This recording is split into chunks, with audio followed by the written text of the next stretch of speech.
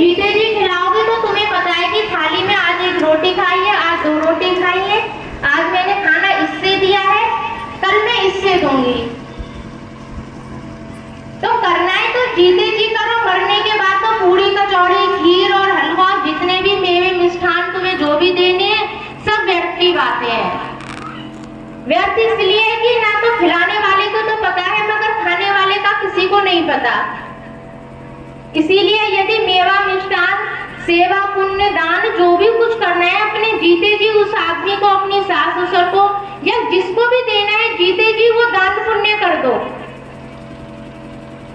जो तुम्हारी मरने की यात्रा में काम आए। इसी प्रकार से एक कहानी है। ज्ञानचंद नाम का एक व्यक्ति था जो कि दुकान करता था, कपड़े की दुकान थी।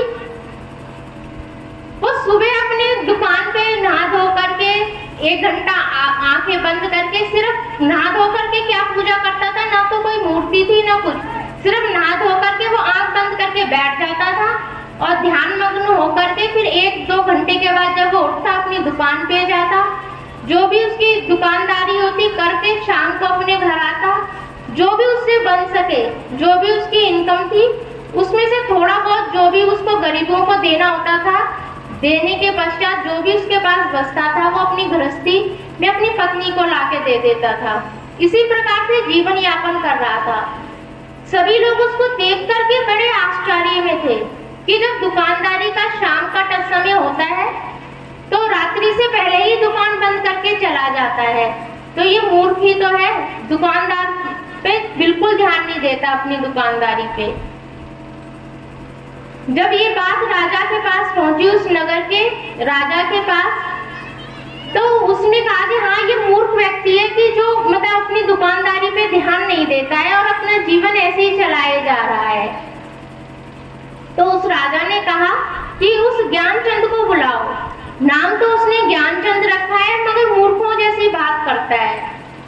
राजा ने एक लाल रंग की टोपी बनाई और ज्ञानचंद को पहना दी और ज्ञानचंद से बोले कि ज्ञानचंद, तुझे अपने से ज्यादा कोई मूर्ख व्यक्ति नजर आए तो उसको ये टोपी दे देना। आजकल तो कोई किसी को टोपी नहीं दे सकता, ना कोई ले सकता, क्योंकि आजकल सभी होशियार हैं और अहंकार के वश होकर के कोई अपने आप को छोटा या बड़ा नहीं, मगर वो समय अलग था। वो राजा था वो एक साधारण सा दुकानदार था, तो राजा की बात को इनकार कैसे करता। चुपचाप हंसते हुए टोपी ले ली और पहन ली। समय व्यतीत होता रहा मगर जो उसे करना था वो वही करता था। जब समय व्यतीत होता रहा तो राजा एक दिन बीमार हो गया तो ज्ञानचंद को पता चला कि हमारे राजा बीमार हो गए हैं। ज्ञानचंद उनसे मिलने के लिए गया। ज्ञानचंद ने कहा, महाराज, मैं आपसे एक प्रश्न पूछना चाहता हूँ। कि पूछ ज्ञानचंद, तेरी दुकान सही चल रही है? कि हाँ महाराज, सही चल रही है। महाराज, आप कहाँ जाएंगे? कि भाई अब तो मरना है, मरने के बाद कहाँ जाएंगे? उस परमात्मा से मिलेंगे और क्या करेंगे? कहते आप वहां पर क्या क्या लेके जाओगे? कि भाई कोई लेके भी जाता है कुछ, नहीं छोड़कर जाना है सब कुछ। कभी आप उनसे मिले हो?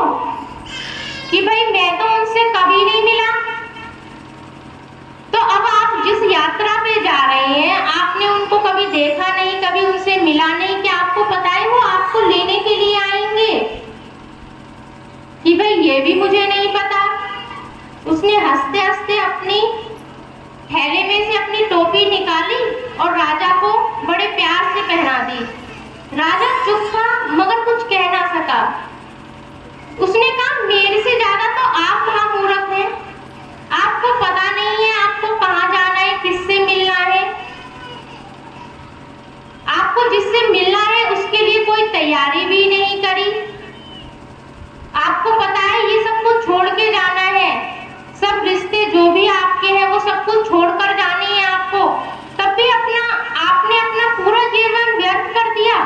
इतना सारा धन इकट्ठा करा, अपने बीवी बच्चों के लिए सब कुछ इकट्ठा करके जा रहे हो और स्वयं अकेले जाना है, कुछ भी तुम्हारे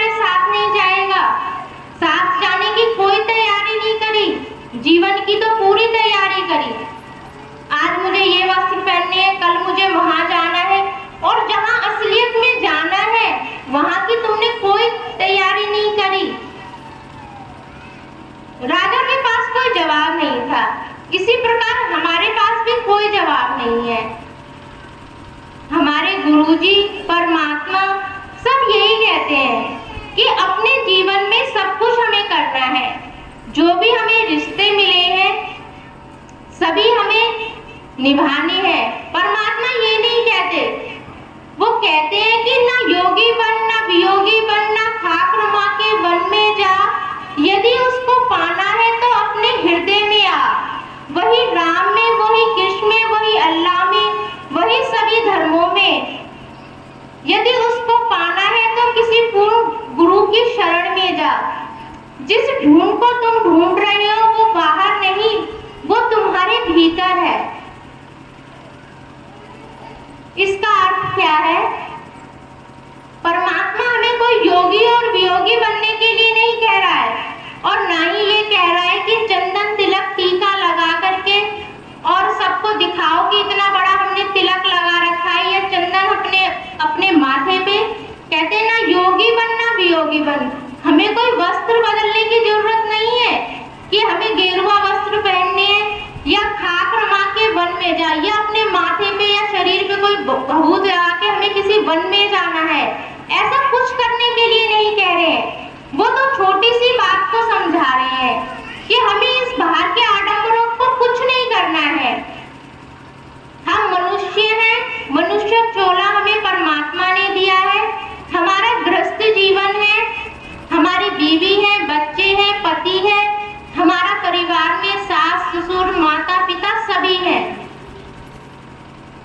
इन सभी को अपने रिश्तों में जो जो हमें परमात्मा ने जो जो हमें जिम्मेदारियां दी है उन सभी जिम्मेदारियों को निभाओ। निभाने का अर्थ ये नहीं कि सब कुछ जोड़ जोड़ के उसके अंदर रखो कि सबके लिए इतना कर जाओ।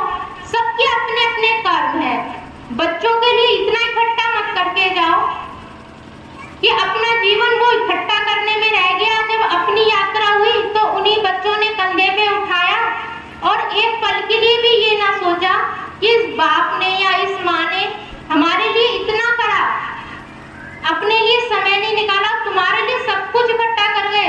मरने के तुरंत 1 घंटे बाद सोचेंगे या 2 घंटे बाद, रात्रि निकालना बड़ा मुश्किल होगा। सुबह होते ही इन्हें दफना दो, इन्हें जला दो। तो प्यार सबसे है, रिश्तों में प्यार सबसे करो, इकट्ठा सबके लिए करो, मगर इतना मत करो कि अपनी यात्रा के लिए तुम्हारे पास कुछ ना हो।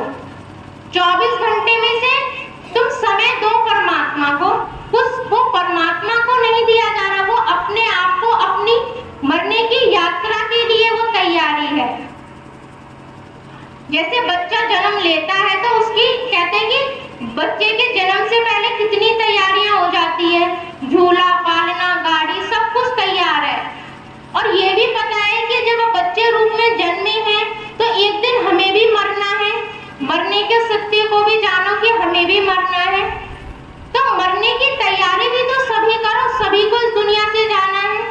अमर तो कोई भी नहीं है, सभी को जाना है इस दुनिया से। तो उस समय कुछ समय निकालो अपने लिए, अपनी आत्मा के लिए।